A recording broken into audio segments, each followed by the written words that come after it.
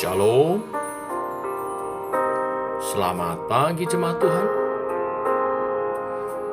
Berjumpa kembali dalam doa pagi online. Mari masuk hadiratnya, rindukan Roh Kudus berkarya.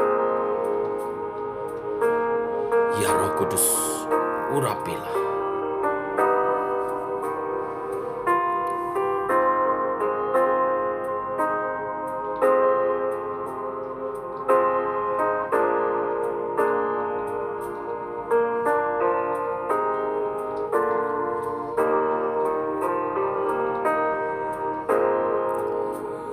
Ya Roh Kudus, berhembus sekarang.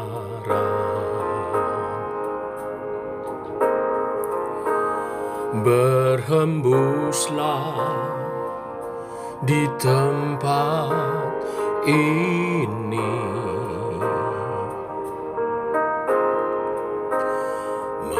Mengalirkan Roh-Mu, membawa kuasa-Mu. Ya Roh Kudus, hadir di sini.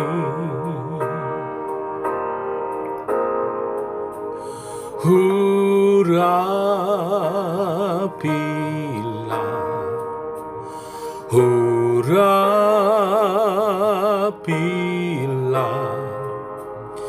dengan kuasa-Mu, ya Tuhan. Penuhilah kami, urapilah,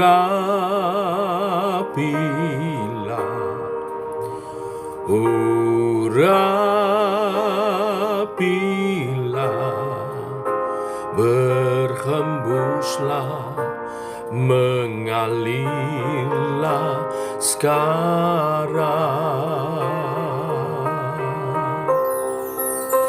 Ya Roh Kudus, berhembus sekarang. Berhembuslah di tempat ini. Mengalirkan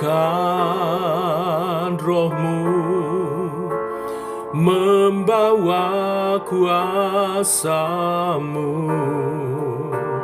Ya Roh Kudus, hadir di sini.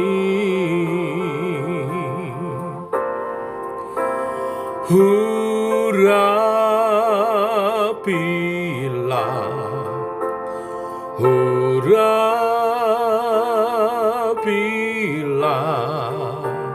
dengan kuasa-Mu, ya Tuhan.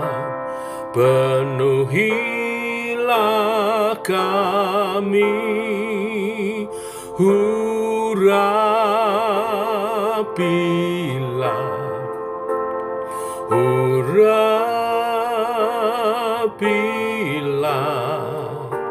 ya Roh Kudus, hadir di sini. Urapilah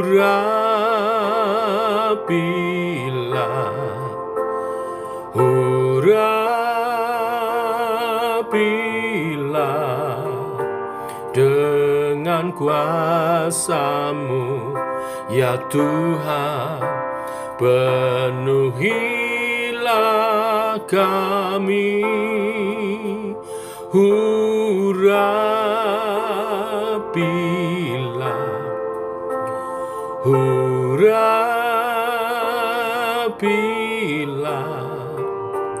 ya Roh Kudus, hadir di sini.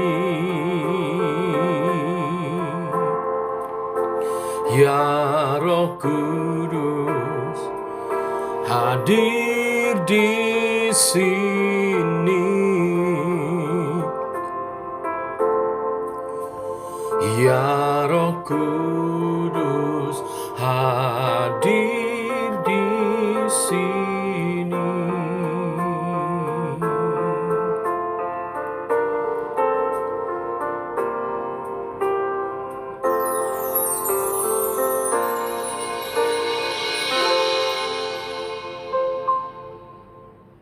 Tiba waktunya kami merenungkan firman. Firman-Mu adalah suluh dan terang bagi jalan kami. Menuntun kami, mengarahkan kami pada rancangan hidup damai sejahtera dalam Yesus Kristus, berkemenangan sebagai umat Tuhan, menjadi saksi bagi kemuliaan-Mu. Berfirmanlah Bapa, dalam nama Tuhan Yesus Kristus. Amin. Bapak Ibu, kita lanjutkan renungan firman Tuhan pada pagi hari ini. 1 Samuel 11 ayat 1 sampai dengan yang ke-15. Mari kita baca. Maka Nahas orang Amon itu bergerak maju dan berkemah mengepung Yabes Gilead. Lalu berkatalah semua orang Yabes itu kepada Nahas, adakanlah perjanjian dengan kami, maka kami akan takluk kepadamu. Tetapi Nahas orang Amon itu berkata kepada mereka, dengan syarat inilah aku akan mengadakan perjanjian dengan kamu, bahwa tiap mata kananmu akan kucungkil. Dengan demikian aku mendatangkan malu kepada segenap orang Israel. Para tua-tua Yabes berkata kepadanya, berikanlah kelonggaran kepada kami 7 hari lamanya, supaya kami mengirim utusan ke seluruh daerah Israel.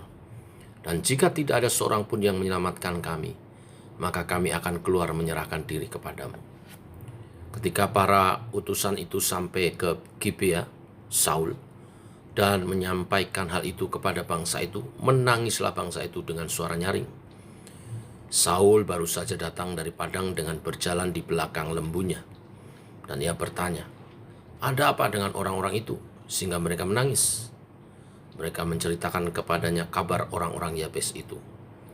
Ketika Saul mendengar kabar itu, maka berkuasalah roh Allah atas dia, dan menyala-nyalalah amarahnya dengan sangat. Diambilnyalah sepasang lembu, dipotong-potongnya, lalu potongan-potongan itu dikirimkannya ke seluruh daerah Israel dengan perantaraan utusan pesannya. Siapa yang tidak maju mengikuti Saul dan mengikuti Samuel, lembu-lembunya akan diperlakukan juga demikian. Lalu Tuhan mendatangkan ketakutan kepada bangsa itu, sehingga majulah mereka serentak. Ketika Saul memeriksa barisan mereka di Besek, maka ada 300.000 orang Israel dan 30.000 orang Yehuda. Kepada para utusan yang datang itu dikatakan, beginilah kamu katakan kepada orang-orang Yabes Gilead, besok pada waktu panas teriknya matahari akan datang baginya penyelamat. Ketika para utusan kembali dan memberitahukan itu kepada orang-orang Gibeas, bersukacitalah mereka. Lalu orang-orang Yabes itu berkata kepada Nahas, besok kami akan keluar menyerahkan diri kepadamu. Maka bolehlah kamu lakukan terhadap kami apapun yang kamu pandang baik. Keesokan harinya Saul membagi rakyat itu menjadi 3 pasukan. Mereka itu masuk ke tengah-tengah perkemahan musuh pada waktu kawal pagi dan memukul kala orang-orang Amon sebelum hari panas. Dan terserak-seraklah orang-orang yang lolos itu, sehingga di antara mereka tidak ada tinggal 2 orang bersama-sama. Lalu berkatalah bangsa itu kepada Samuel, siapa yang telah berkata, masakan Saul menjadi raja atas kita? Serahkanlah orang-orang itu supaya kami membunuhnya. Tetapi kata Saul, pada hari ini seorang pun tidak boleh dibunuh, sebab pada hari ini Tuhan telah mewujudkan keselamatan kepada Israel. Dan Samuel berkata kepada bangsa itu, marilah kita pergi ke Gilgal dan membaharui jabatan raja di sana. Lalu pergilah seluruh bangsa itu ke Gilgal dan menjadikan Saul raja di sana di hadapan Tuhan di Gilgal. Dan mereka mempersembahkan di sana korban keselamatan di hadapan Tuhan. Dan bersukarialah di sana Saul dan semua orang Israel dengan sangat. Bapak Ibu, ketika Saul dinobatkan menjadi raja, ada sekelompok orang yang disebut orang-orang dursila, meragukan bahkan memusuhi Saul. Itu ditulis di pasal 10 ayat 27. Namun selalu ada kesempatan yang diberikan Allah untuk menunjukkan bukti bahwa tidak ada yang perlu diragukan bila Tuhan telah menunjuk seorang menjadi pemimpin melalui hambanya dan mengurapinya. Dan tandanya seorang yang diurapi Tuhan sebagai pemimpin adalah orang itu penuh dengan Roh Kudus. Saat itu daerah Yabes Gilead dikepung oleh orang-orang Amon. Orang Amon mengancam penduduk Yabes Gilead. Mata kanan mereka akan dicungkil. Ancaman ini mendatangkan rasa malu kepada segenap orang Israel. Maka orang-orang Yabes Gilead mencari bantuan, menyampaikan hal itu kepada Saul sebagai raja baru. Mendengar hal itu, Saul yang dikuasai oleh Roh Allah. Perhatikan ada kata dikuasai oleh Roh Allah. Pemimpin yang diurapi Tuhan adalah pemimpin yang penuh dengan Roh Allah. Mengajak seluruh orang Israel untuk bersama-sama melawan Nahas dan orang-orang Amon. Dan ia berhasil menggerakkan orang Israel untuk bersatu mengalahkan Bani Amon. Nah, kemenangan Saul tersebut membuat seluruh rakyat bermaksud untuk membunuh orang-orang dursila yang tidak suka penobatan Saul. Namun Saul mencegah, menenteramkan mereka, menenangkan mereka. Ia mengajak semua orang fokus kepada Allah yang telah menyelamatkan mereka dengan mengucap syukur. Akhirnya Samuel bersama seluruh umat Israel di Gilgal meneguhkan kembali jabatan Saul sebagai raja, dan mereka bersukaria atas semua hal itu. Bapak Ibu, kita dipanggil Tuhan untuk menjadi kepala, bukan ekor. Pemimpin di bagian kita masing-masing. Dan pemimpin yang dari Tuhan adalah pemimpin yang diurapi. Tandanya penuh dengan Roh Kudus. Apa ciri-cirinya? Kita belajar pagi hari ini. 3 hal. Yang pertama, pemimpin yang diurapi Tuhan, yang penuh Roh Kudus adalah mereka yang bisa mempersatukan yang dipimpinnya. Seperti Saul menyatukan umat Tuhan untuk melawan Amon. Yang kedua, selain mempersatukan, pemimpin yang diurapi Tuhan penuh Roh Kudus itu dapat menyelesaikan tugasnya. Saul mempersatukan rakyat lalu mengkoordinasi mereka menyusun strategi perang dan memenangkan peperangannya, menyelesaikan dengan baik. Ini penting Bapak Ibu, menyelesaikan tugas-tugas. Kalau kita pemimpin yang diurapi Tuhan penuh dengan Roh Kudus, program-program yang kita buat terselesaikan dengan baik. Dan yang ketiga, pemimpin yang diurapi Tuhan yang penuh dengan Roh Kudus itu menenteramkan, menenangkan mereka yang dipimpinnya. Saat umat Tuhan berteriak hendak menangkap orang-orang dursila yang menolak Saul, hendak membunuh mereka, Saul menenteramkan, memfokuskan kepada sukacita perayaan menyambut kemenangan yang Tuhan telah beri. Inilah berita firman hari ini, Bapak Ibu, sebagai pemimpin-pemimpin yang diurapi Tuhan. Mari kita ikuti teladan ini. Menyatukan, membereskan, dan menenteramkan. Tuhan memberkati. Mari kita berdoa. Bapa dalam surga, kami mengucap syukur oleh kasih dan anugerah-Mu pagi hari ini.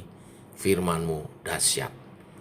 Firman-Mu yang adalah suluh dan terang bagi jalan kami. Menuntun sepanjang hari perjalanan kami berjalan bersama dengan Tuhan.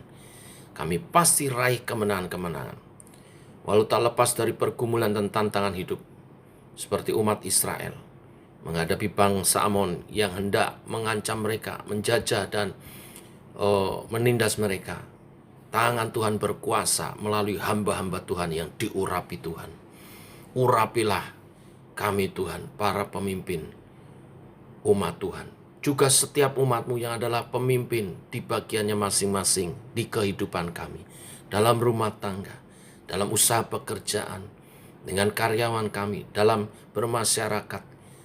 Tuhan, Engkau mengurapi kami, karena dengan urapan-Mu lah kami dapat memimpin dengan baik, sebagai pemimpin yang menyatukan, sebagai pemimpin yang terampil, penuh hikmat, dapat menyelesaikan tugas-tugas program-program yang kami kerjakan, dan pemimpin yang menenteramkan kelompok kami, sehingga kami bersatu dan berkat Tuhan dicurahkan, kemenangan terjadi, nama-Mu dimuliakan.